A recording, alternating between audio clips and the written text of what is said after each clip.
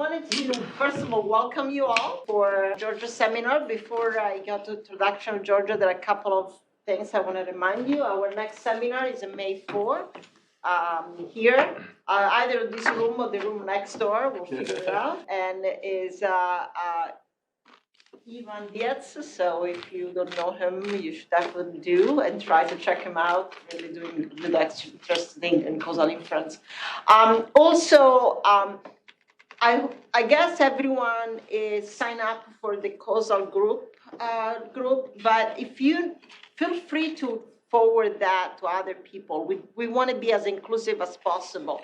So I just want to make absolutely clear, this is not by invitation. So more you spread the word, better it is. And in fact, we have been advertising the seminar series to the other department. So I say so.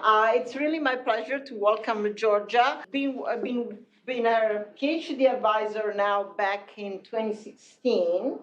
13, that's when I started. Oh my God, 2013. So I'm very happy to announce that in 10 years, I still haven't managed to pronounce her last name correctly. So so she's gonna be known as a Georgia, and I think that's been a universal name. So Georgia was a PhD student at the Department in Biostat. She started working with me, but also she was very smart to identify the other really smart faculty, including Koske here.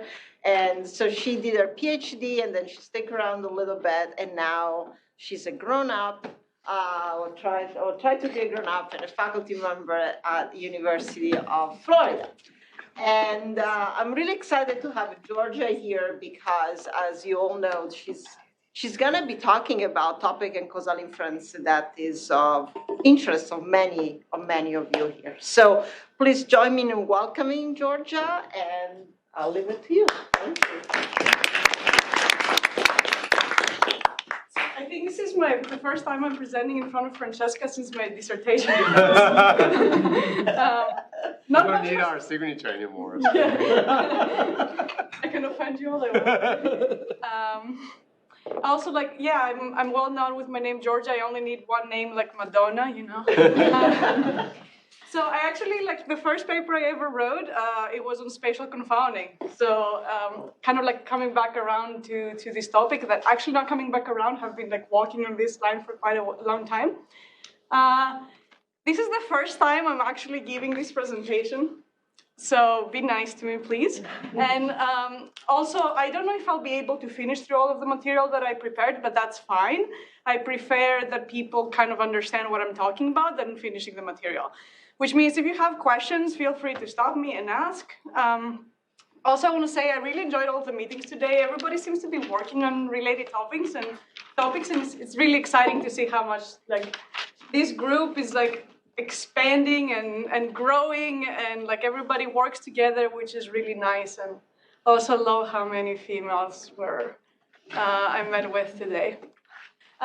Okay, so this is a topic on spatial causal inference, and specifically about the issues that arise because of the spatial dependence in observations, but also the opportunities that arise because of the spatial dependence of observation.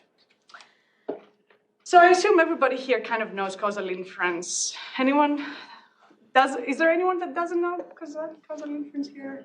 Or I guess I see some smiles. Maybe more people more or less know. So in causal inference, what we want to do is we want to evaluate the effect of an intervention on an outcome of interest. So if we were to intervene and assign treatments in a certain way or assign treatments in a different way, what would be the effect that this change of the treatment assignment would have on an outcome of interest? Now, the topic I will be talking about today has to do with the fact that my data are not IID drawn from a superpopulation. That might seem kind of minor, but actually creates a lot of complications that have not, in my opinion, been well explored in the literature. So today I will be talking about how the data's spatial structure can create complicated dependencies. And those dependencies can be causal dependencies or statistical dependencies. So one type of causal dependence in spatial statistics would be interference. So when we have data measured over space, the treatment in one location can spill over and affect the outcome in a different location. Now, one other causal aspect of spatial dependencies is confounding. So confounding is a causal concept in the sense that we need to adjust for confounding in order to estimate causal effects. But those variables that confound the effect of interest might be statistically dependent. So they might have correlation. So the confounders across different locations might be correlated. So what this means to say is that if I want to estimate the effect of treatment on an outcome, and my confound, I am specifically interested about the scenario where the confounding variables might have some spatial structure. So what that means is, like in this group, at least, it might mean that like meteorology or weather information is confounding the effect of interest. Well, how much precipitation or average temperature is a spatially structured confounder in that case. Now, those two parts I've worked on before. The last one is kind of like the cherry, where I'm going to be talking about what happens when my exposure of interest is also spatially dependent. So having something like weather being a confounder, being spatially structured is one thing. But having something like PM2.5 being the exposure of interest is a whole different issue. So the fact that the exposure of interest in the PM2.5 example is spatially dependent creates complications that would not be there in the IID data case.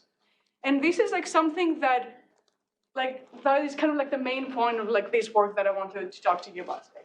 Can I ask a question? And also wanted to invite everybody, because this is a setting where we ask questions. Please. So what's the difference then from the second and the third bullet? And the reason why I'm saying this is because if your exposure variable doesn't have spatial dependence, so let's say the PM2.5 or whatever exposure will not have any spatial dependency, will be IID, by then you could not have confounding. That's true. By spatially structured variables. Right. So to me, the second and the third bullet will have to happen together. You cannot have, in other words, you cannot have one without the other. Right.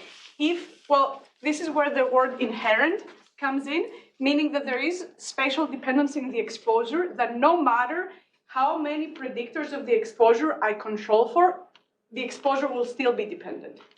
So I agree. If all of the predictors, if my exposure is IID, the predictors cannot be structured. I agree with that. But my exposure can be structured because the confounders are structured, spatially dependent, or because it has its own spatial dependence. And this, like its own spatial dependence, is this like inherited. So no matter how many variables you throw in your model, in your propensity scoring, the exposure will remain statistically dependent across space. Wait, so it's not unmeasured confounding? Two different problems. Okay, so it's just the treatment itself is spatial, you mean? Is that yes. what you mean? Okay. I have graphs to kind of try to illustrate all of this. Okay. Because everybody loves graphs. There's another question there. Oh, sorry. Yeah, so, sorry, just going off what they're saying, what exactly do you mean? What is the thing that it's dependent on? Is it dependent on the outcome variable or itself? Could you say that again? Sorry, I'm just confused what exactly you were trying to say when it was dependent on something. So what exactly is it dependent on? Is it dependent on the outcome variable then, or itself, or? You mean the inherent? The third case, yeah. The third case? Yeah. Like you can think about, okay, you have a confounder C. You generate that from a Gaussian process, so it has a structure over whatever your space is.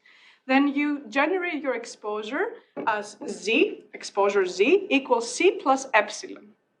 If epsilon is IID, then Z's spatial structure is only because of C. But if the epsilon that you're adding onto the exposure is itself like a draw from a Gaussian process, then that means that Z has some spatial dependence that cannot be explained by any measured variables. So it's like basically kind of dependency on itself too, like it's... Right, but it's not a causal dependence, it's a statistical dependence. Okay. Thank you. Wait, but isn't there a causal reason why there's a statistical dependency? Not necessarily. I mean, I think there's a reason why they're spatially dependent. it could be that the wind has has made things statistically dependent, but it wasn't because, I guess. But the wind is measured confounding in that case. So, It doesn't have to be a confounder if it's not a predictor of the outcome. oh, I see, I see. Okay, we're in economics. No, I just No, but this is important. but I think, would an example of this be like in a randomized experiment, if you said, I'm gonna treat like this and this city block and the surrounding city blocks. That's randomly assigned. So there's no confounding. Perfect. But it's dependent on space because of the structure of the. Thank how you. The design. design, the experimental design. Yes, absolutely. So that could definitely be it. Yeah.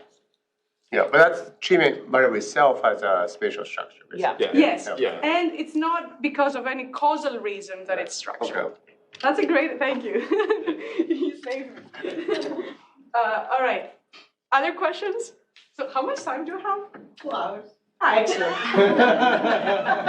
No, but we'll try to finish. But this is why we No, like this. 'Cause I it's honestly one- love it because I never get questions on seminars. Yeah, so no, this is but great. this is. We want to make sure we all understand it. So people have worked on the spatial data setting, people have worked on the setting of interference, people have worked on confounding by spatial variables and what it means and how to address it. And like there's a couple citations that have worked on both. Like I've talked to somebody about this paper today, I don't remember who.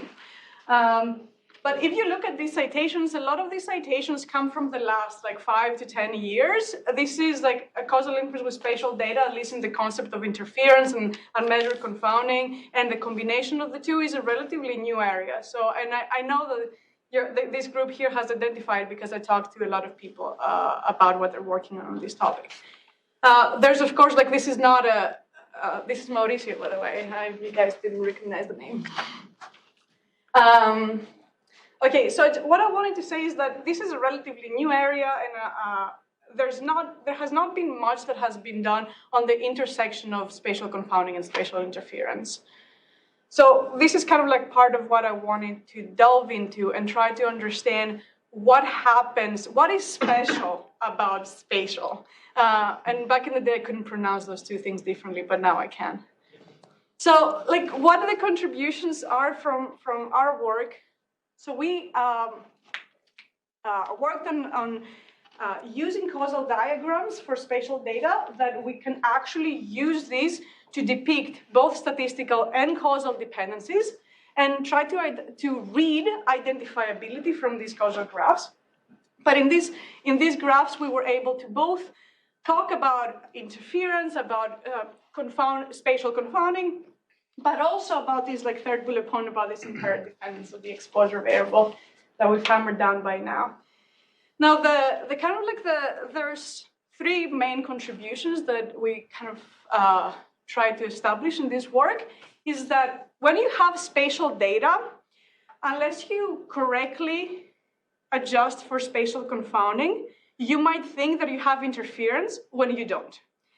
And when you have interference, but you don't try to control for interference, you might interpret it as existence of spatial confounding when spatial confounding isn't really there. What essentially I'm trying to say is that something that is because of statistical dependence in the confounding variable can get mixed up because of all of these underlying spatial dependencies and manifest as something that has to do that is like a causal relationship, such as spatial interference. So we're using, and I will show you how this essentially shows up in the diagrams that follow. But that is kind of like one of the main points is that if we want to be working with spatial data, we have to be careful about both confounding, but also causal relationships across locations. And if we try to adjust for one, we might be messing up with the other.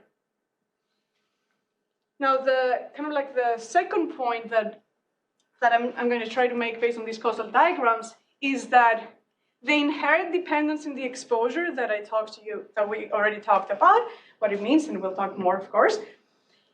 Just because things are analysis that would work for IID data break apart when the data are spatial, even when there's no additional causal dependencies. Simply because those statistical dependencies exist, may falsify a previously valid analysis. And I will try to illustrate that also.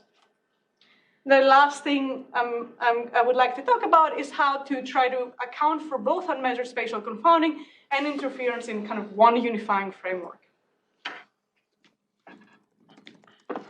All right, so a quick overview of this talk. We'll see what we'll get through. I'm going to start with pairs of data because it's easier to illustrate and build intuition about what happens. So essentially, I'm going to think in the first part of the talk that my n observations can be split in blocks of 2 units, that any interaction, statistical or causal, is within the block. And I do this simply for illustration. Everything that we'll talk about in this part 1 also holds on a spatial network.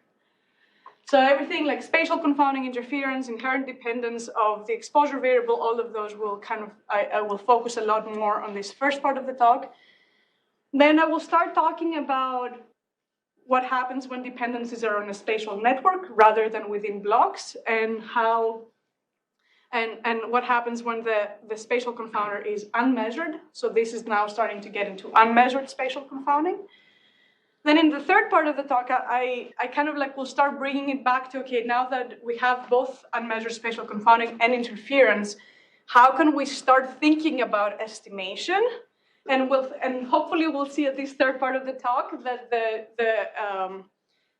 the treatment assignment mechanism is required to play a role in a truly Bayesian approach. So the treatment assignment is not ignorable in this setting. So we need to be modeling both the outcome and the exposure if we want a valid Bayesian procedure. So this is like what I'm going to try to convince you in this third part. And then I'm going to, based on what we find on this part 3, we will see what assumptions we need to make if we want to actually estimate causal effects in this setting in this part 4. So this is kind of like the general outline. So we're starting with these pairs of observations. So let's see what we have here.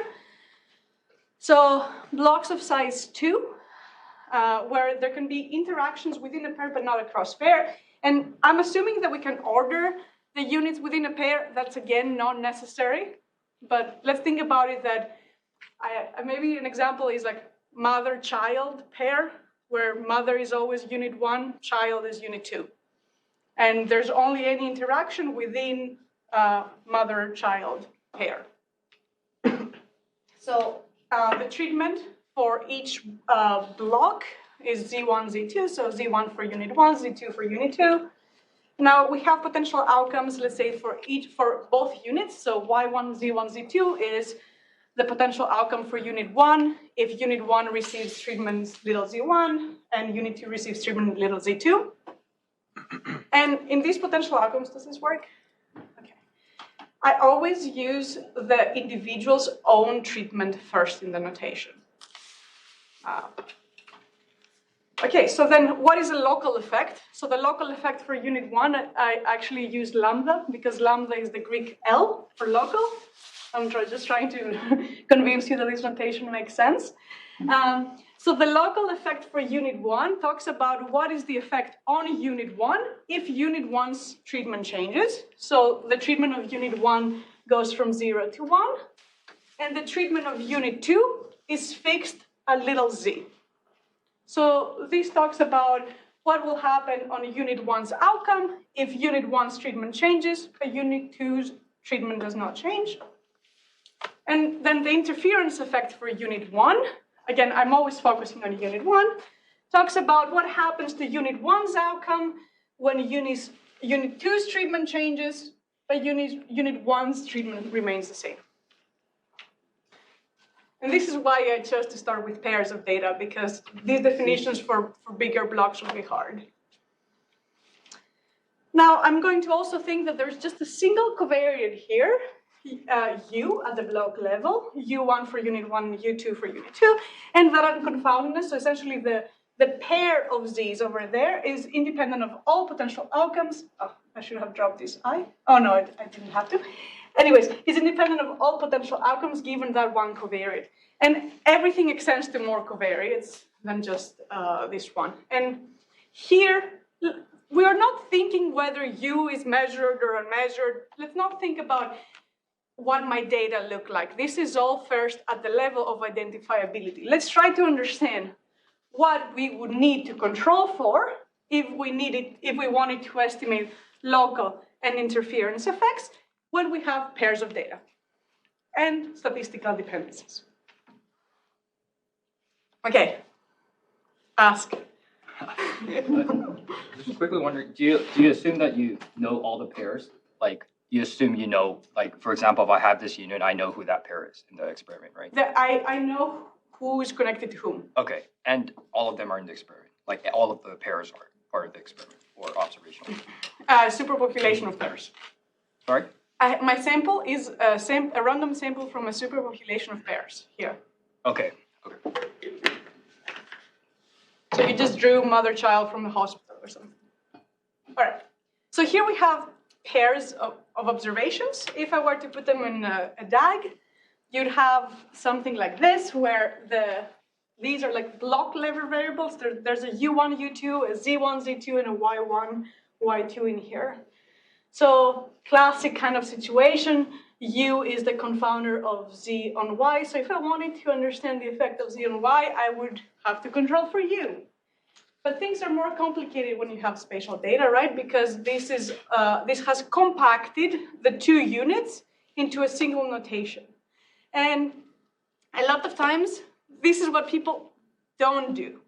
A lot of times people think, oh, maybe I can treat, maybe I have interference, so maybe there is connection between unit 1 and unit 2, but people don't think about the statistical dependencies that are underlying these types of models.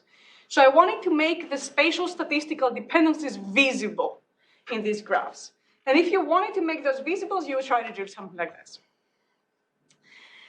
So, I don't know, this is why people don't do it. And essentially, like here, any variable of any unit can affect the next one, but there's also these vertical lines that have to do with the fact that these U's and Z's and Y's are inherently statistical dependent. So see, kind of like going back to Francesca's question, Z1 is correlated with Z2 because U is a predictor that is spatially correlated, but also because it has its own inherent dependence.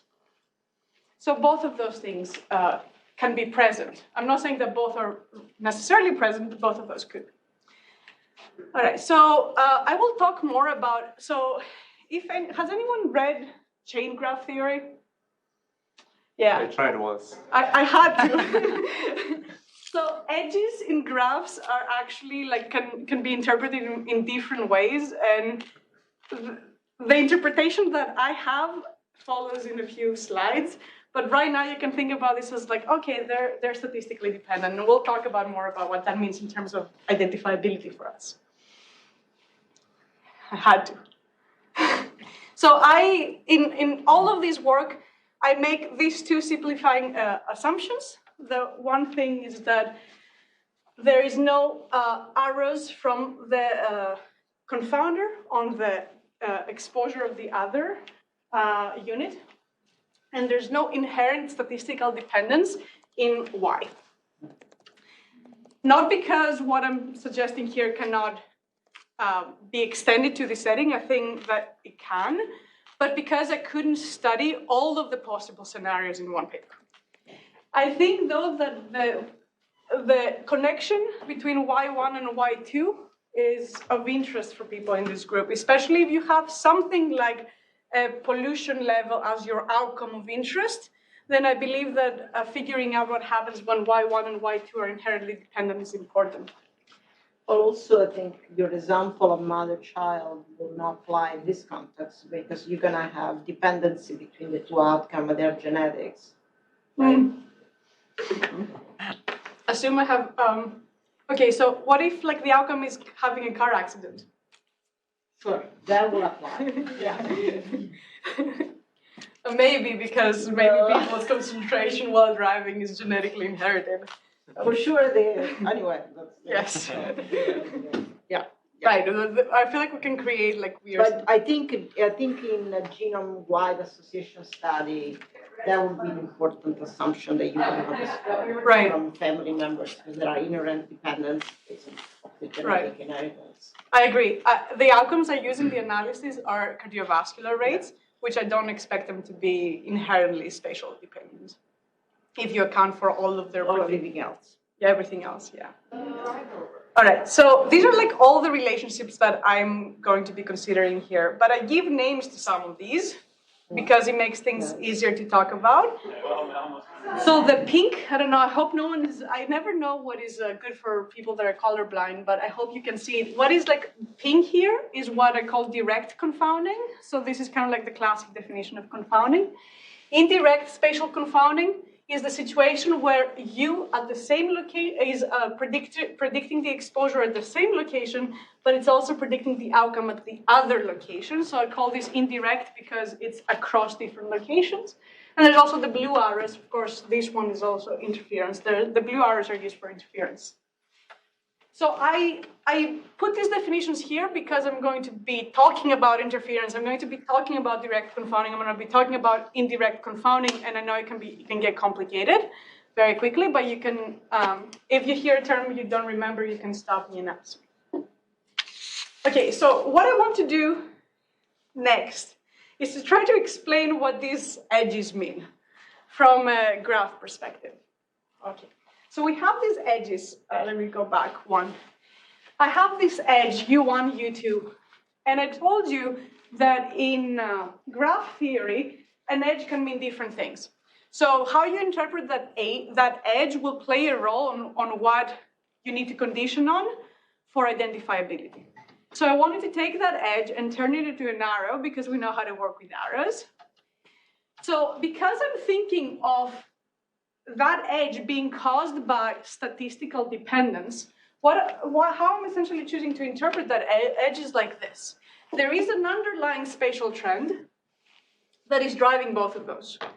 There is an underlying spatial trend of Z that is driving both of those. So it's unmeasured confounding. But it's not measurable. Right. So it's unmeasurable. No measurable. Exactly. It's unmeasurable. And this is like a big difference. It's like it could never be measured or observed directly. And why is that? Like it's not just a matter of technology?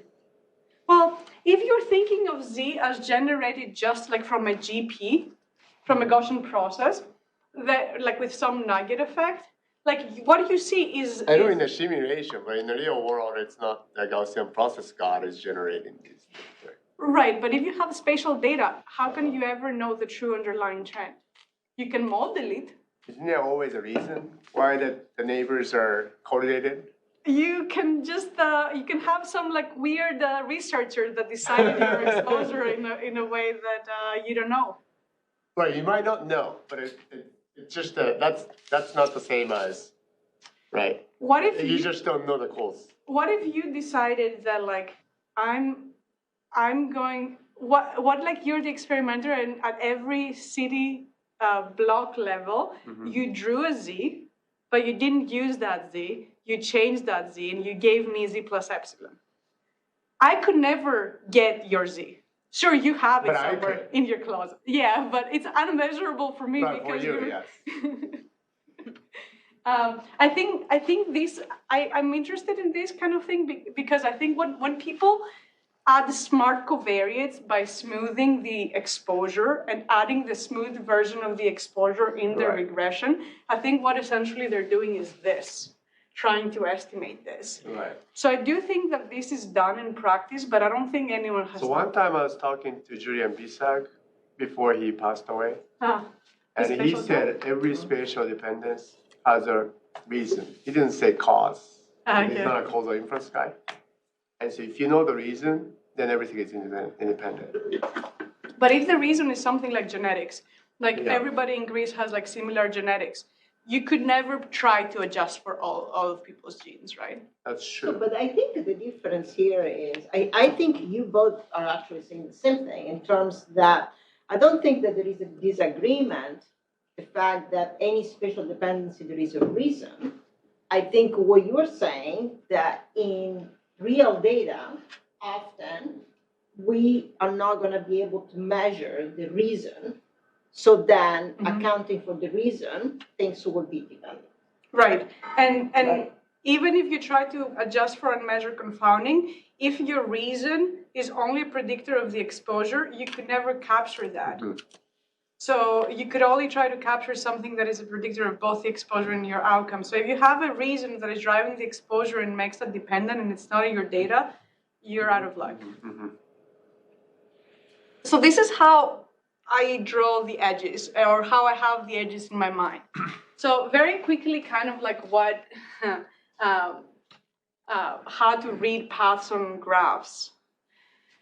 If I try to go from Z2 to Y1, there's a path that goes through this underlying common trend, goes to Z1 and goes to Y1. That path is open, meaning that it creates and we'll talk about this more, meaning that there's correlation in Z2 and Y1 that is not just the causal relationship, but it's also some statistical dependence. If I want to block this path, I would have to adjust for Z1. But there's another path that goes from Z2 to ZU to Z1 to U1 to Y1. On that path, Z1 has arrows pointing into it from two directions. On that path, Z1 is a collider. Means that it already, as it is, blocks that path. So what that means is that based on arrows we can conclude statistical independencies, and we can figure out how many paths there are to go backwards from Z2 into Y1 to understand what we need to control for to estimate the interference effect correctly. I'm going to get back onto this now. So let's say I'm a researcher. I have a data set. I don't know what the true relationships between variables are. But not me, but Koski is trying to analyze this data, and he doesn't know what the causal relationships are. But I do, and I know it's these ones. So in this type of situation, there is no interference effect because Z2 does not point into Y1. All right, so in this type of situation, if I wanted to study the local effect for unit 1, I would essentially be trying to study the relationship between Z1 and Y1. And on this situation, there's only one backdoor path, the one that goes through U1 and over to Y1. So that means, in this situation, if Koski wants to estimate local effects for Z1, all he has to do is adjust for U1. So this would be the classic analysis. I have data on the pair. I want to estimate unit 1's treatment on their own outcome. I only have to adjust for unit 1's covariance. All right, great. So what if now Koski said, oh, actually, these are pairs of observations. There might be interference. So now Koski wants to study the interference effect for unit 1. So that would be whether there's an arrow from Z2 into Y1. Now there's 4 backdoor paths for this interference effect. There's one that goes from Z2 backwards through the unmeasured confounder and directly on the outcome. I'm going to go through this relatively quickly. So this path, in order for it to exist, U has to be spatial. If U is not spatial, that goes away. Same for this one. U has to be spatial for these first two. Here, there's another path.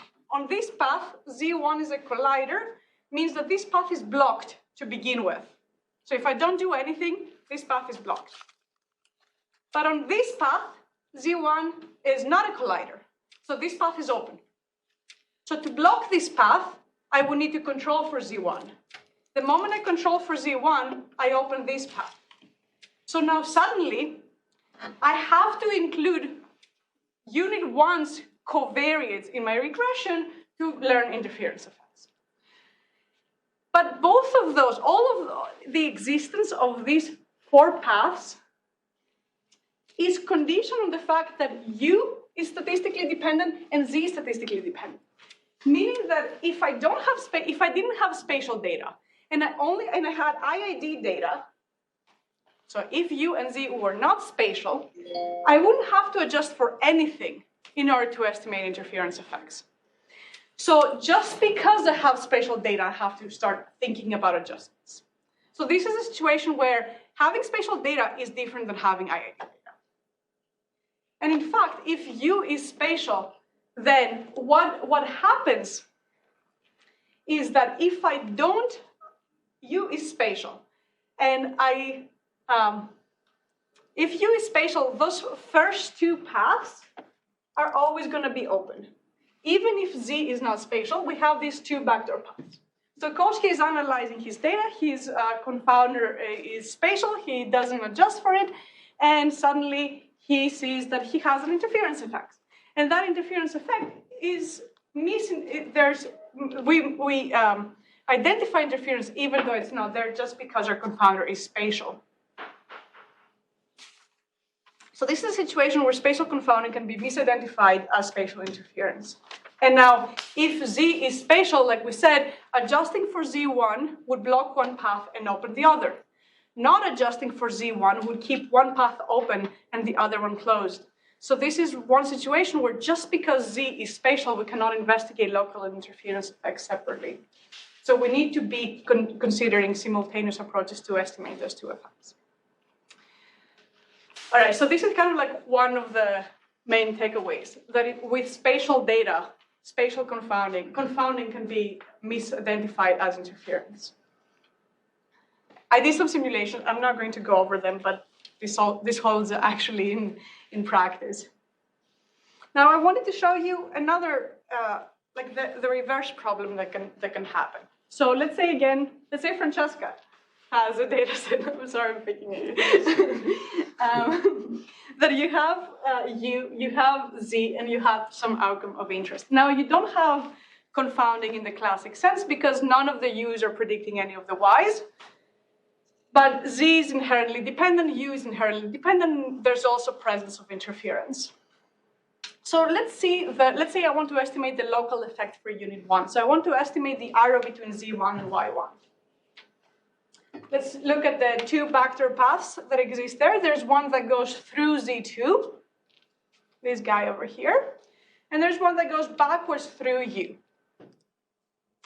So Francesca knows about spatial confounding, and she heard the discussion from the previous talk, from the previous slide, and said, well, I should probably adjust for this spatial confounder. So Francesca does two analyses, one that adjusts for nothing to estimate the effect of Z1 and Y1, and another one that adjusts for the U. What she will see is that, well, remember those two paths, one of those two goes through U. So the moment that Francesca adjusts for U, she closes this path, and only the first one remains open. So those two analyses will give us different conclusions. They will give us different effect estimates because they have closed different paths. So Francesca will say, there's spatial confounding by this U. Even though spatial confounding is not there, and in fact, it was interference, it's because of this Z2 to Y1 arrow that you have any of these issues arise.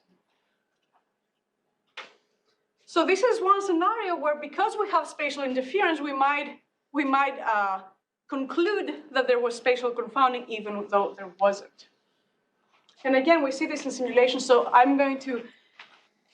this is the coefficient for Z if I adjust for nothing. This is the coefficient for Z if I adjust for Z and U based on varying strengths of confounding.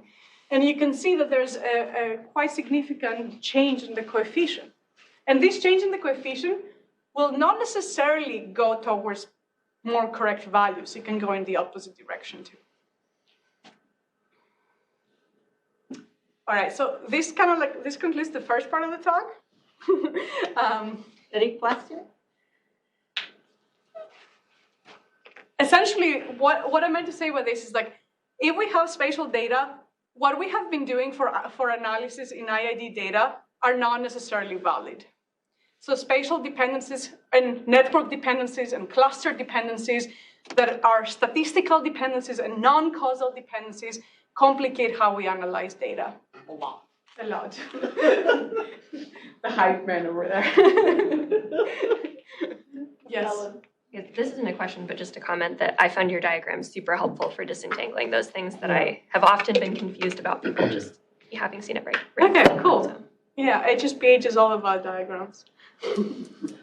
So one question, and please ignore me if this is something that you will be talking about later. So extremely helpful. However, when you talk about spatial dependency and interference, you are saying there is or there isn't. And of course, in real world, there is some, right? Mm-hmm. And so I'm just wondering whether there's ever been investigated a situation where what's the trade-off in terms of bias that we're gonna have when we consider the magnitude of these two phenomena. What I'm trying to say is what happens is if spatial confounding is much bigger than the interference, right? So what have we been ever investigated the trade-off? So in my knowledge, this is the first work that tries to do both. Yeah. Well, there's the one paper based on instrumental variables, but that is not very applicable to what you're discussing. No, I don't think that has been investigated thoroughly. What I have in mind is, so for example, in the double robust estimation, right? In all of that world, there is all of, very prolific area and literature about what would be the consequences of misspecification of the outcome model versus the misspecification of the propensity score model, both from a theoretical and asymptotic, but also for fixed sample. And I'm thinking a similar situation of a line of work, right, in terms of misspecification, ignoring interference versus spatial confounding. So I haven't many pages. I haven't seen that. What I have started thinking about is what if we misspecify, I guess kind of like Frederick talked about it yesterday, misspecifying the interference network can be one thing, but misspecifying the spatial structure that you assume on the confounder is another thing. Right. So I think that there is work to be done on understanding how much we can mitigate bias by unmeasured variables if we misspecify the network, because I think we're still capturing part of the confounder, just not all of it. So I am interested in that part. I haven't seen it or done it. Okay, so I will continue on then. So the second part of the talk is supposed to be causal inference on a spatial network. So here we don't have pairs of data, but we have n units that can be connected. So I'm not going to the details of this part, other than in terms of pseudo population, sample estimate, stuff like that. They're very similar to what we have already seen. But essentially now I think that there's an adjacency matrix that describes how one unit can depend on another, and that adjacency matrix, you can think about this as describing both spatial dependencies but also interference dependencies, but you can have different matrices representing either of them. Do you have a question? Oh, okay, you're just rubbing your head. Yeah. So I'm going to work under the simplifying assumption that very simply here, I think that we don't have to focus on this, we can just focus on this. Unit I's outcome, I will just think of unit I's outcome as depending on their own treatment and the proportion of its treated neighbors. So that this is what is often called an exposure mapping in the interference literature. Again, this is not necessary. It's just a way to start thinking about the problem in the simplest scenario. There is interference, but we can kind of model how that interference manifests. So this ZI bar is the proportion of neighbors of unit I that are treated. So then how can we define local and interference effects? Local effects can be defined by varying this little z. Interference effects can be defined by varying this z bar. And here again, you can think of z. Previously, I had a binary treatment because it made easier to talk about. Here, all these z's can be continuous as well. In fact, I will be focusing on continuous exposures. Sorry, what's A? A is the matrix, the network matrix of the adjacency matrix of the network. Who is connected to whom? This is why this is a complicated definition to just say this. So maybe I should have just said this. So an A is known. A is known. Okay. So the same types of challenges that I talked to you about paired data still persist. The spatial confounding and interference can manifest as each other. So you might think you have one when in reality you have the other. But also whether the exposure has inherent spatial dependence or spatial dependence that does not come from a measured variable, that complicates the classic analysis and makes analysis that would be valid for independent data that are now invalid. So what we have to do based on the conclusions from the paired data is the local and interference effects have to be investigated simultaneously, because we saw that in some situations we need to control for the other unit's treatment in order to estimate interference effects correctly. But also we need to think about accounting for both local and neighborhood confounders.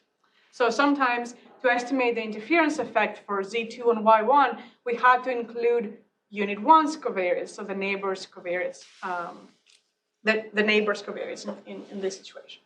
So those conclusions are the same conclusions we saw in the previous part. All right, so now though I'm going to add an additional part, then now I'm going to start thinking about U being unmeasured.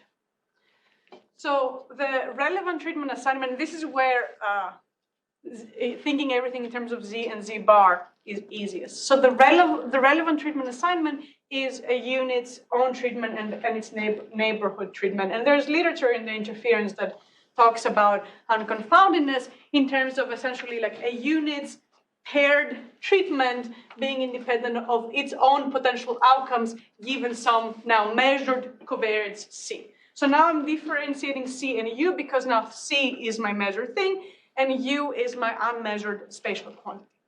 So those two are now not independent, meaning that C is not a valid confounding set. And in fact, what we're going to assume instead is that there is some unmeasured spatial variable U measured of the N at the N locations that if we condition on the unit I's covariance, its own value of U and its neighborhood value of U, then now the treatment is independent of its potential outcomes. So now this measured covariance can include the local value of the covariate, but also the neighborhood value of the measured covariance. But also there is this unmeasured U that now can play a role in observability. Okay, great, so perfect. So if this is the situation we're in, so if measured covariates are not sufficient for ignorability, but we need this unmeasured U, we're going to see how that actually shows up in the analysis step. And I'm thinking about this in terms of a Bayesian perspective. So Z, it's actually the notation is pretty simple, so I hope you're not tired. But the bold-faced Z is the exposure at all the locations. Bold-faced C is the confounders at all the locations. The Y with the parentheses is the collection of all potential outcomes across all of the units, across any level of the exposure. And all of these potential outcomes, there's the measured ones, and there's some that are missing. So in the Bayesian causal inference framework by Rubin and Nimbens from back in the day, essentially what people do is they're imputing the missing potential outcomes through the potential outcomes posterior, this missing potential outcomes posterior distribution. So what essentially shows up here is these three terms in the end. So there's a model for the potential outcomes, and there's the treatment assignment mechanism that has to do with the exposure given all potential outcomes and confounders. And let's think about the parameters that parameterize all of these distributions as being different. So what's going to change here is I'm using different parameters in the three models. Now, if unconfounded, if ignorability held conditional only on C, this would now be independent of Z given C. So this part would essentially drop out.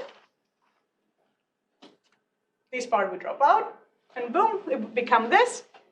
Now, when I'm trying to impute the missing potential outcome, this part does not include any of the missing potential outcomes, so that can fall into the proportionality symbol, and I'll be left with that.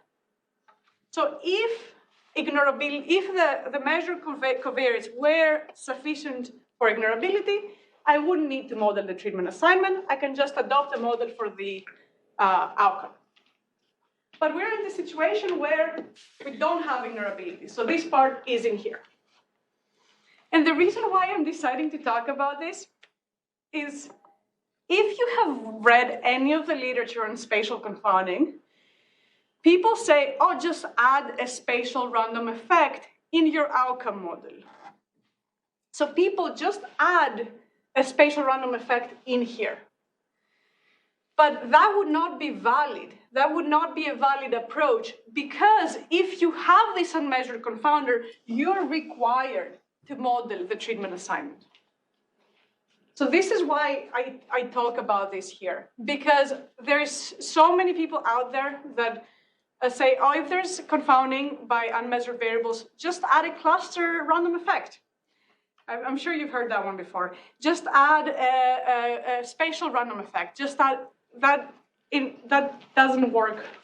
In my personal opinion, if you believe in the Bayesian inference framework that I talked to somebody about this at lunch. If you're a hardcore Bayesian, you have to model the exposure. Otherwise you're at a loss, or at least you're not doing. Well, I think this is similar to the argument of why variable selection, Bayesian variable selection to adjust for confounding breaks down. Because if you just do Bayesian variable selection to adjust for confounding, you're going to select the variables that most predict the outcome. And you're going to ignore the variable that predict the exposure or the treatment assignment, right. And that's going to get biased. So right? it's even stronger than that. Mm-hmm. Like if you had more and more observations, eventually the model that does variable selection on the outcome only would pick the correct variables. Right.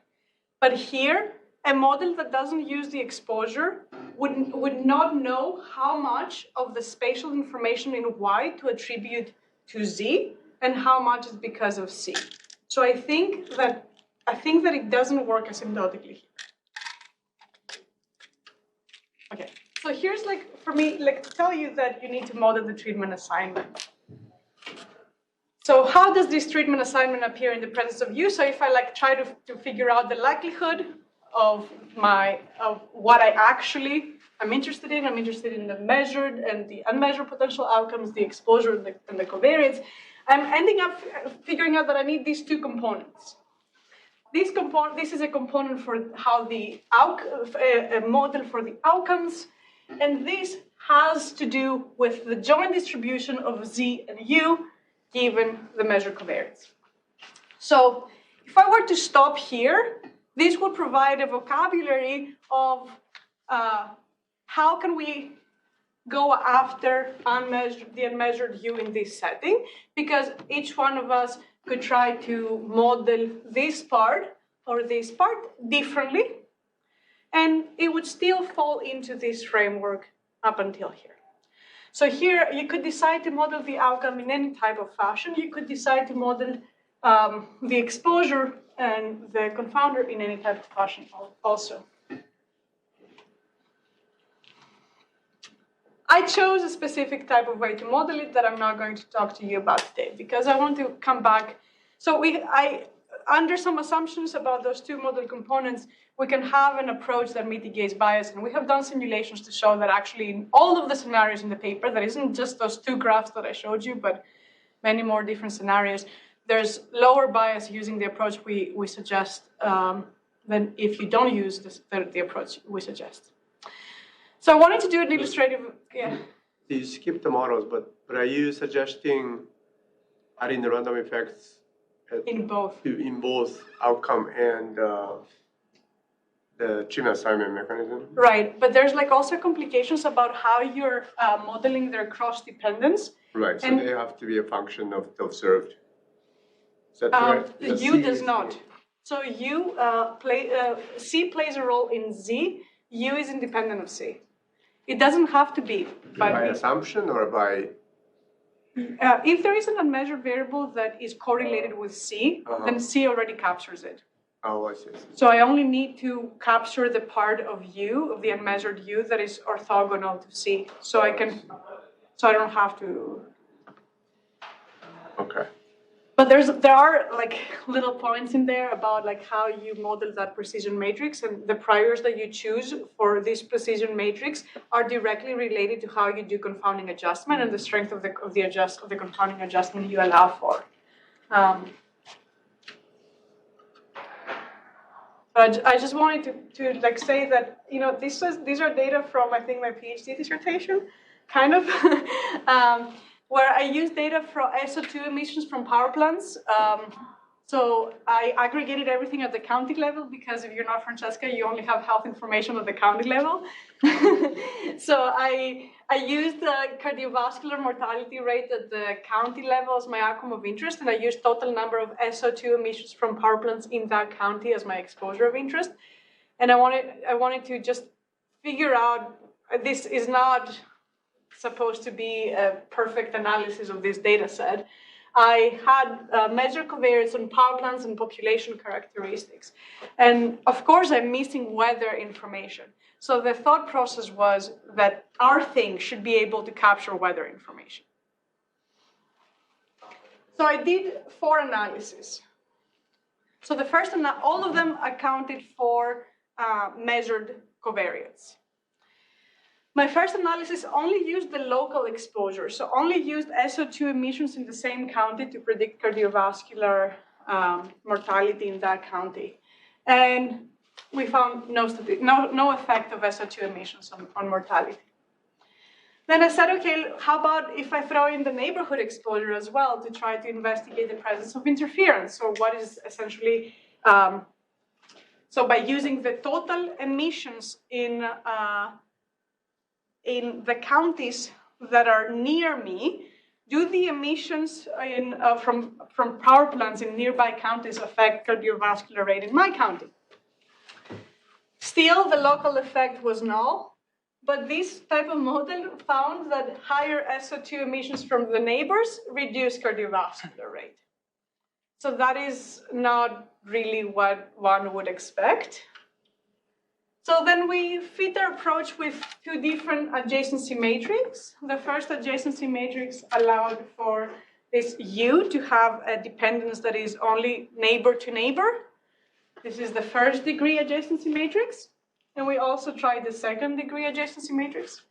It's harder to learn this in general, to learn U that has second degree adjacency dependencies, but I tried it nonetheless.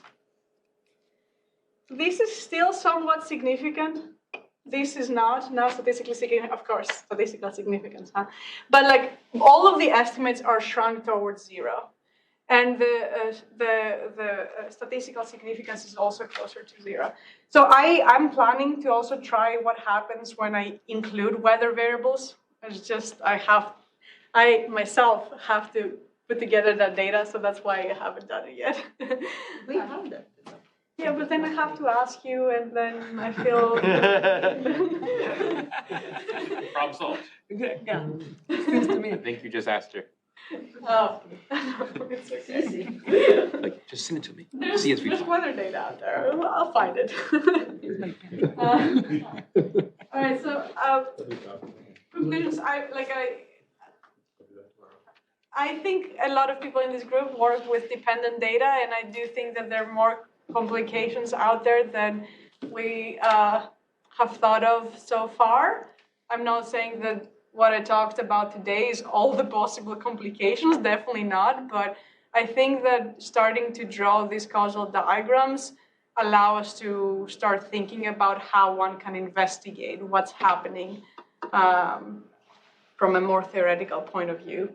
So I do think that applied researchers a lot of time now think about interference, so they might include something like a neighbor's exposure in their analysis, but I don't think it's as simple as that when you have spatial data. And I think we have to be mindful of that. Just because the apply collaborator put a Z bar in there and found something significant doesn't mean that it's there. It might just be because of spatial confounding. All right, so I didn't talk to you about our approach, but I talked to you, I think, about the important parts, which is model your exposure, model your treatment assignment mechanism, because the information that you want for the unmeasured confounder has to be found in the common residuals of your exposure and your outcome. Okay, so these are some references. Thank you. The paper. Thank you.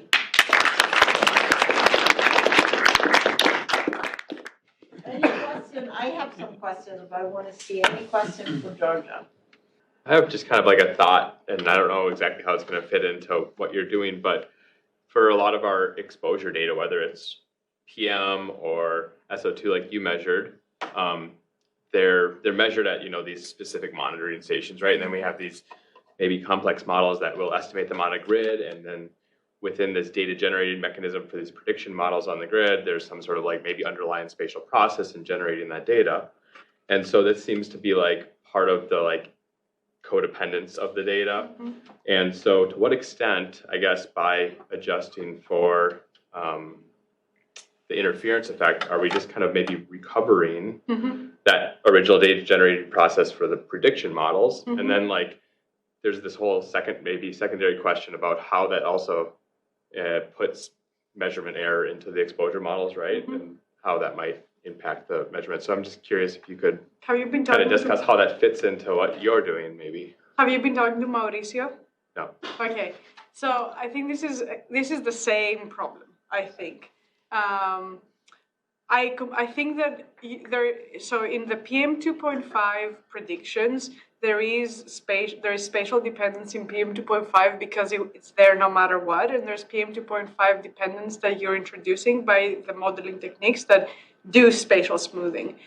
I think that when the measurement error itself is, which is what we are introducing through these prediction models, is spatial, if the same issues will show up. So I think you're completely right that you might think you have interference because the predictions that you used were spatially smooth.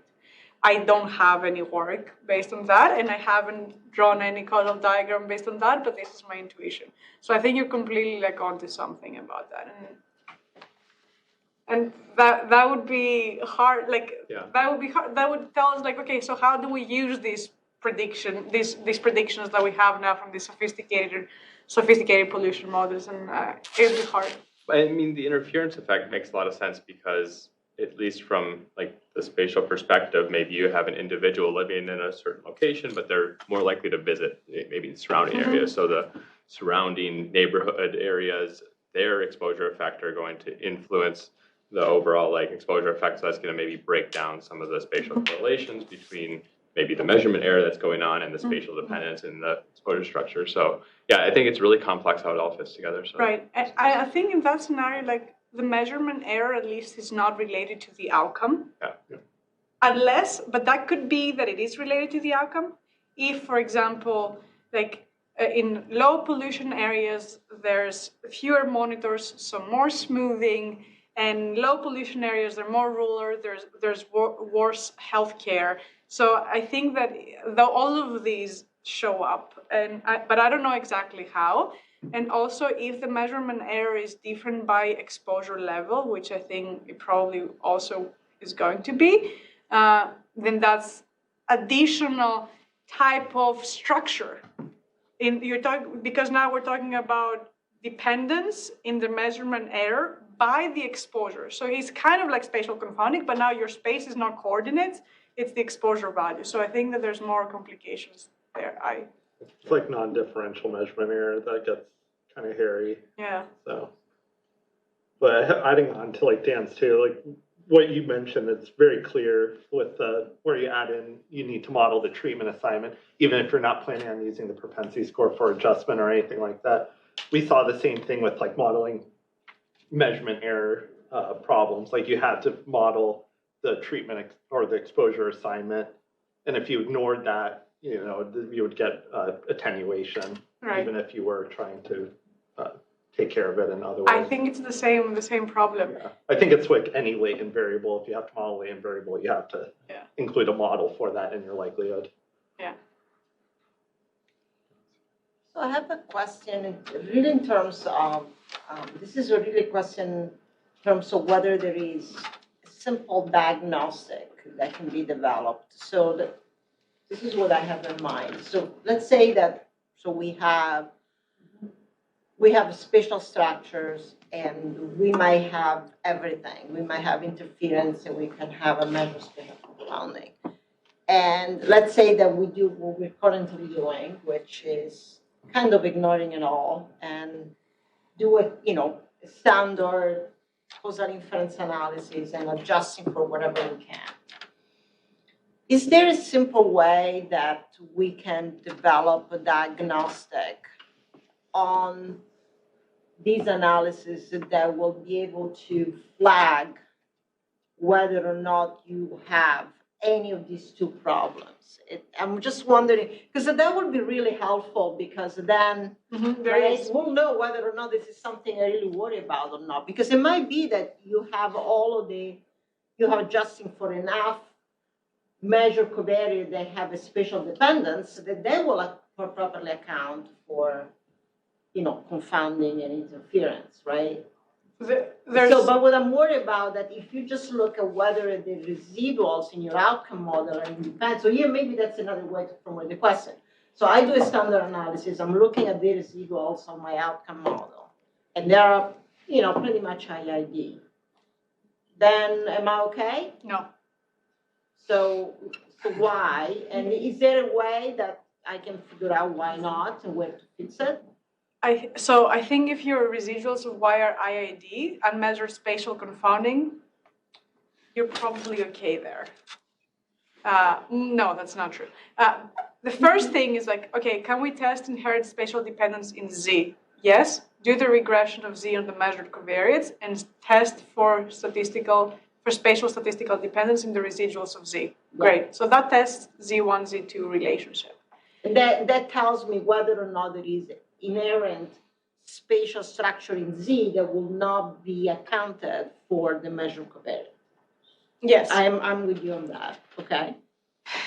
I think if the residuals of Z based on the measured covariates are independent, then you're good.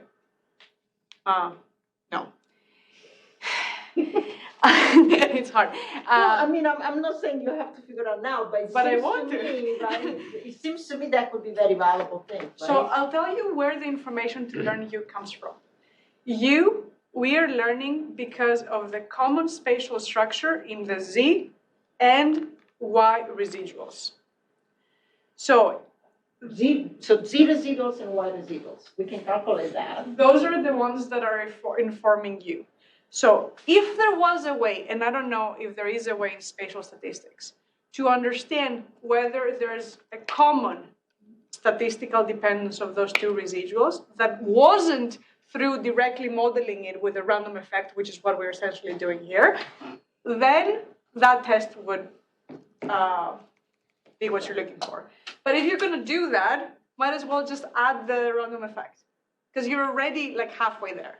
Because essentially, what we are essentially saying is if you are willing to test a specific type of spatial structure, then might as well try to learn that spatial structure and include it in your model. So essentially what these approaches are trying to do, they're trying to find variation of Z within Z that is IID, and variation within Y that is IID, getting rid of any spatial structure in Z and Y, and trying to relate these IID residuals to each other. So any common spatial dependence is what can be the problem. Which I talked to somebody that told me that they work on network confounding. That's the same problem. Oh, you. That's the same problem that's happening in network confounding when there's common network dependence in the exposure and the outcome. That can make us think that it's because they're actually causally related when they're statistically related. But if you get rid of any network dependence or any statistical dependence, then what's left is the residuals, and then those residuals, if they're correlated, it's because of a causal relationship. There's work like that. I've seen it in extremes, but I don't know many people that work on the topic. I just really like the idea that Francesca said, but very naively speaking, couldn't you? I was inspired when you were showing your regression tables. I think couldn't you technically do something similar like that, and then statistically test if your outputs of those OLS coefficients are like vastly differing? So if it like you adjust for this and it differs by this much, and it's like you can test if it differs, then it must mean that there's an edge here or here, which would be a very like cool diagnostic that she. But if you don't have that U, like part of your test is whether there's unmeasured confounding. These little. Are you talking about? You're talking about. These types of stuff. This type of. Or I showed you more of this table. Are you talking about that? Oh, are you talking about the analysis? Talks about the analysis, I think. You're talking about here? I guess both. I mean, I'm just talking about something very general. Like, if you wanted to come up with some diagnostics, couldn't this very naive idea give you like a very good benchmark? I mean, yeah, I think that like if you do an analysis that you include, if you do this analysis that includes local and neighborhood exposure, and then you also do an analysis that tries to include U in there by essentially trying to find the common spatial structure in the residuals, then, and you find the same or very similar estimate, then that would make me feel, oh, okay, maybe there's nothing to worry about. But how often do you do two analyses and get the same result? That's a philosophical question to go home to. But you could write that in your paper and like advise as a diagnostic, you know, like to practitioners, which would be useful, right? Yeah, I guess you're right. But this is kind of why I did the two adjacency matrices, two different ones, to see how much the results that I get from the method change simply because of what I have assumed for the underlying spatial confounder. So if you go back to the likelihood, like a Bayesian slide. Yeah. This one? Yeah. So the reason why you're saying that we have to model both the treatment assignment and this one. Okay. Wait, it's not the other one is the one that you're saying we should do? This one is how I convinced you that modeling the exposure matters, and this is how I go about modeling it. Okay. Both of those, they're the same. Sorry, Yeah, well, and this now drops out. right, you can drop out. Yeah. I missed that part. Okay. So then basically you can, by modeling you can make that unconfounded, right? The Z. Mm-hmm. So so this feels like a magic, right? Like you don't observe, but you somehow, and you're saying that's coming from the common structure in the spatial variation in both the treatment assignment model and the outcome model? Yes. Okay. So can I explain what? Yeah, can you elaborate on that? Can Like what exactly is the information that? I remember these. So C1 or U1, U2, Z1, Z2, Y1, Right. Y2. Yeah. Now let's think that there's the underlying U that generated the data, and U1 was this plus some epsilon1 independent, and U2 is this underlying plus some epsilon2. Right. Whatever this U is, this underlying U will play a role in here, and it will create correlation here. Right. So that's in some sense it's assumption. I mean, it's a reasonable assumption. What do you mean it's an assumption? Like the same, there exists some shared structure. Right, but it doesn't have to be thought, like this is a way to think about it. It's not a necessary thing. It can just be the fact that, okay, maybe it's better if I say U1, U2, normal, 0, 0, sigma. Are you happy? Like, is this better? I wasn't trying to be sassy, but I actually Okay. But how is that related to Like it. Z? Okay, so You then write that, yeah. Z1, Z2, normal, Same covariance structure or something? Or- different covariance structure. CZ, let's call this CU, CZ. Okay, so it's totally separate? Yes, but marginally, because when I don't control for U, Right. yeah, see, Z. Right? I see. Okay, okay. And then the same thing will happen with the outcome. So Y1, Y2, given Z and U, Right. will include, I mean, this is a very, I'm sorry, you just wrote, everything looks a little skinny from my angle, but you just wrote Z1, Z2 is normal, 0 sigma squared Z, and then you wrote Z1, Z2 is normal, sigma squared. excuse me, Conditional on conditional. C, yeah. That's conditional on C. Wait, let me make it a little fatter. I don't think that helps.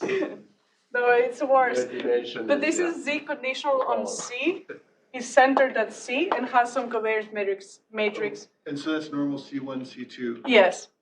And then, so the marginal of it.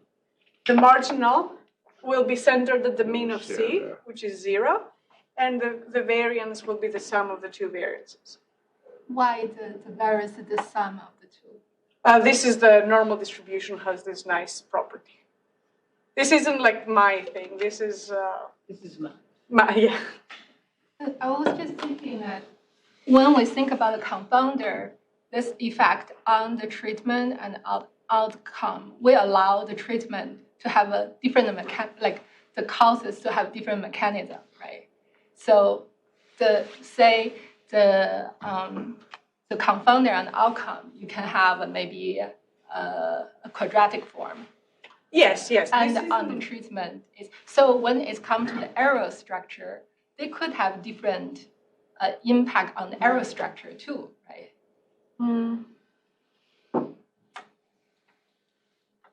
Right, but I guess this is one of the things that this is where I said that parameterizing those two models is what's important.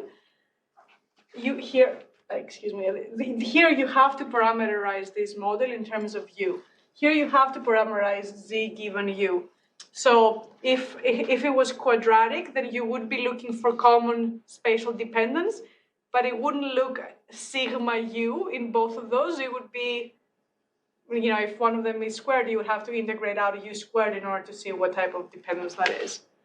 But sure, this is only true for linear models in both of those. If there were different types of terms, the same intuition would apply, but it wouldn't be the same covariance matrix that shows up. It would be something different.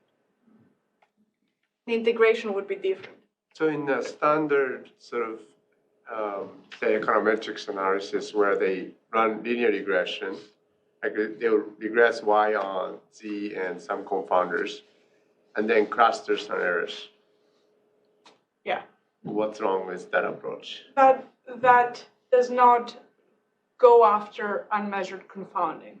Right, so it would be biased. Is that right? Or Yes, is and it can even create bias even Right. if there's no confounding. Right, so you're saying if you model it properly, both the treatment assignment outcome, treatment assignment as well as the outcome, you could somehow get around that, even in a frequentist sort of framework, or? Yes, I think if you make the correct assumption, you don't get rid of the confounding, Right, you reduce it. right. And I'm working on actually showing to what extent. And I think what it essentially ends up being is that it's equivalent. This is a conjecture. Yeah. If anyone wants to prove it in here. I think what we are doing is essentially equivalent to adjusting for the underlying spatial trend.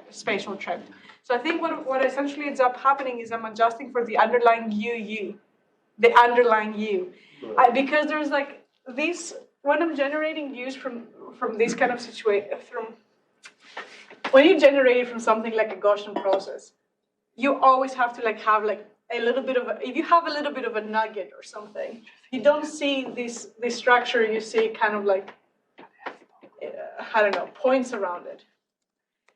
So I don't think, and then if this is the actual value of u, like this point, it wasn't this, it was this that was the realized u, and it was this realized u that predicted z, and this realized u that predicted z. Then I don't think I'm adjusting. I'm not adjusting for this. I'm adjusting for this, and I haven't shown that yet. But I do think that that's showable. Is that a word? It became one. Okay. Yeah, I mean, that's. And I think that like if you can become fancier with these types of models, but the fancier you become, the harder it is to the efficiency will go down. Right. So I'm thinking, and by the way, in reply to your comment, my lab is swimming on this spatial data. So everyone who are interested in getting data, just let me know. I'm happy, don't feel guilty. But I'm actually thinking from a statistical viewpoint whether the data that we have right now, because the data we have right now is everybody. Let's say it's almost everybody, right? So in a certain way, it is almost that we have the superpopulation, right? Because if you have, means all of, 99% of the population older than 65 in the United States. So we have data on every single zip code in the United States for both the exposure, the outcome, and the confounder. So I'm just thinking whether there is an opportunity here to do some validation, right? So in one hand, like we have the superpopulation because we have all of the United States for every single spatial unit. Validation for unmeasured confounding? Well, what I'm saying is that you can draw from the superpopulation where you could continue to have the spatial structure. Mm-hmm. And then you can assume that some of these covariates are unmeasured. But from the superpopulation, you can estimate the truth. Underlying structure. Right? Because I have data for everything, I mean, I have data for all of this, everything. So I can assume that I measure U, I measure C, I measure Z, I measure Y in the superpopulation. I estimate whatever I want in the superpopulation, and that could be the underlying truth. Yeah. And then I sample. Yes. Making sure there is some spatial structure and interference, and then I make the assumption that one of these covariates is not observed, and then I could validate whether some of these approaches, to what degree, could recover the truth. So it's basically it's a more ground truth simulation study. That's what I'm trying to say. But you will have the superpopulation. I think that would be something might be cool. Yeah, and I agree. And I think that you can generate the Y only where you can control what goes into your Y. Exactly. Yeah, I think that that's something Mauricio is also thinking of. Yeah. And I still think that the first thing you should do is what you asked about earlier of testing your Z. Yeah. Your Z residuals. That which for sure there will be still confound, still spatial structure. Yeah. So then I don't know if you'll be able to say, oh, actually I'm seeing different estimates because of confounding or because of Z being spatial. Like I don't know how you would differentiate the two. You see what I mean? Like I think you would want to like if we can find an exposure that we can reject the null that it's spatially structured based on measured covariates, then that would be an even stronger scenario because that would have broken the Z relationship. That would be cool. Any other questions? Yeah, no, I was just going to say, so kind of on this point about the more frequentist, I'm just trying to map this onto stuff that I know more about, which is like variation over time as opposed to upper space, just like an easier problem because there's one direction. But there often we're going to make linearity assumptions, and then we can take differences and everything's fine. Obviously, much more special case. But Guidomans has a paper where he does this interesting trick that I don't quite understand, but it seems like it might be related to what you're doing. Who? Guidomans. Oh, okay. So the trick there is basically to there's like groups, not space, but groups that there's unmeasured confounding within groups. Mm-hmm. But if you knew but within the groups, everything is like randomly assigned. Okay, so U is a cluster level variable. Yeah. So it's clustered. So it's clustered into groups, but it's unmeasured confounding. But it's the same value for U in all the clusters. It's the same variable. It could be random. But does it have a constant value in the cluster? No. I forget exactly. Okay. But the interesting thing about it is that what he shows is that if you're willing to make an assumption about the distribution, if like the distribution of the observed data conditional on the unobserved data follows an exponential family, then what you can actually show is that what you can do is you can replace like the unmeasured variable with group averages of the observed variables, and put those into your linear model, your outcome model, and into your propensity score. And you can use both of those in order to consistently estimate, like do a doubly robust type thing and estimate.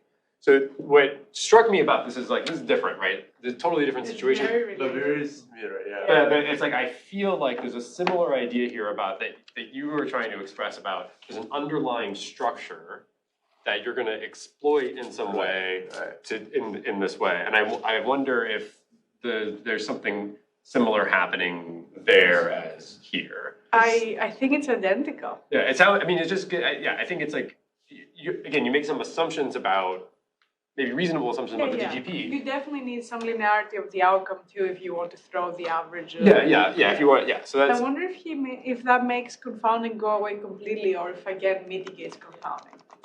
But maybe asymptotically makes it go away or something. Never mind. Yeah, I don't. It's like that. This is the reason. Yeah, it's like the role of fixed effects and propensity scores or something like that. It's like Me too. I think it's still working paper, but I'm not sure. Okay.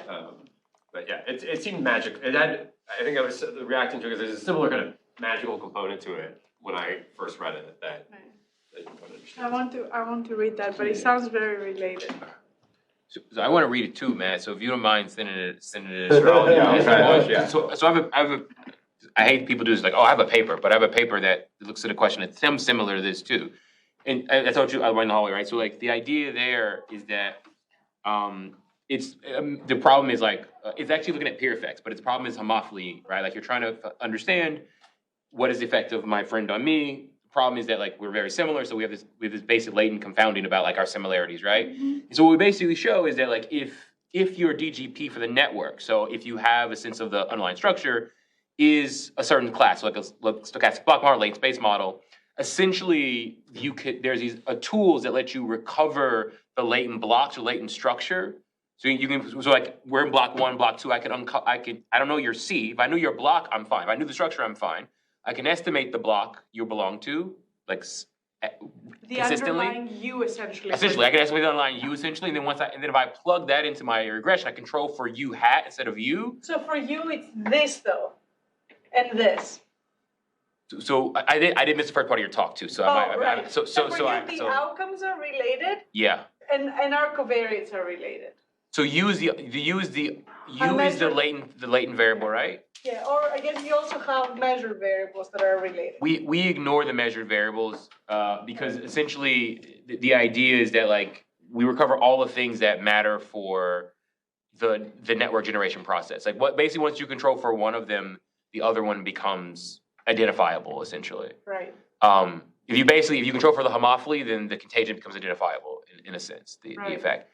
I don't know. Again, I get into the paper. I also want to read yours. I haven't unfortunately read it yet, but it seems similar to me that essentially, if you have a way to consistently estimate the underlying the issue, then you can plug it in. And what we basically show is that obviously, as U hat's going to U, you essentially are showing that like you're gonna plug in U hat into the equation, which means you have measurement error now. So U hat is not consistently estimating Yes. is not you, but in the limit, if you can estimate you consistently with you at, in the limit, you will get what you want But essentially. you can never get to that limit, in my case. Well, In my case, because it's spatial, like you always have the negative effect that you cannot get. But maybe for you, because because your blocks get larger. yeah, essentially, let the network grow to infinity, then the number of people in the blocks will go larger. And to Matt's point, like the idea is that the underlying structure of stochastic block models is that like condition on the block you're in, the ties are essentially draws from based on your just sort of like random draws, like coin flips. Across, you know, if you don't know what block you're in, then there are some dependency. Once you know the block you're in, you know they're just basically like coin flip draws. Okay, so essentially you're kind of doing something similar, right? I think it felt the same way, but I Because wasn't sure. You're saying that the block, like you need to model both how the covariates relate, Yeah, but also how the outcome relate yeah, simultaneously. yeah. It's kind of like modeling, in my case, Z and Y like both of them if I want to learn that U. I think so. But again, I'd have to read the paper and also not have missed the first part of your talk. Again, I apologize. I have meetings. But yeah, I think there's a similar thing going on where you can somehow recover this. Then you could actually essentially block the back. I saw this block. I have a paper too where block the backdoor path through that, and now you only have it's only the direct path that you actually have. But I think this thing is related to also the David Bryce somewhat infamous paper. It is. Which one is this? Which this one? is the The blessing of Yes. How did I know which one you're talking about? Yes, the blessing of multiple policies. I think the this is difference. recorded also.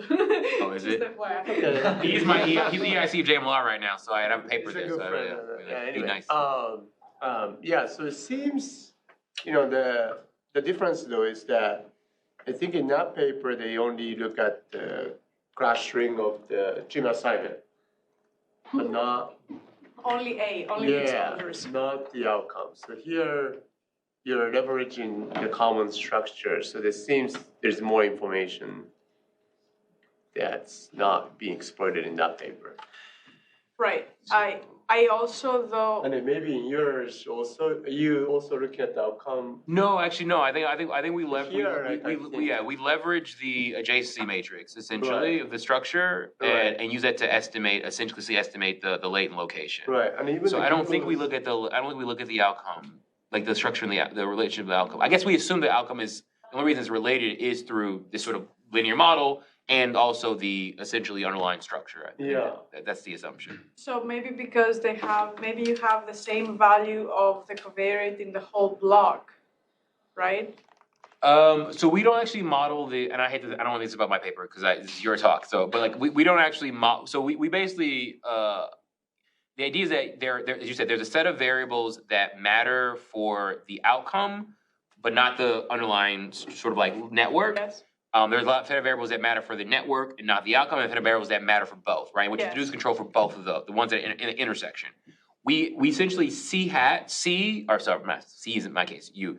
U is a sufficient statistic for all the ones that matter for the latent structure, which includes the intersection plus all the other ones. So we don't actually care about the other variables. We can feel like we don't see them because That sounds related to David Bly's paper then. Okay. If you're only modeling the exposure, I think. Yeah. That's right. But the difference though is that they're you're not modeling the exposure exactly.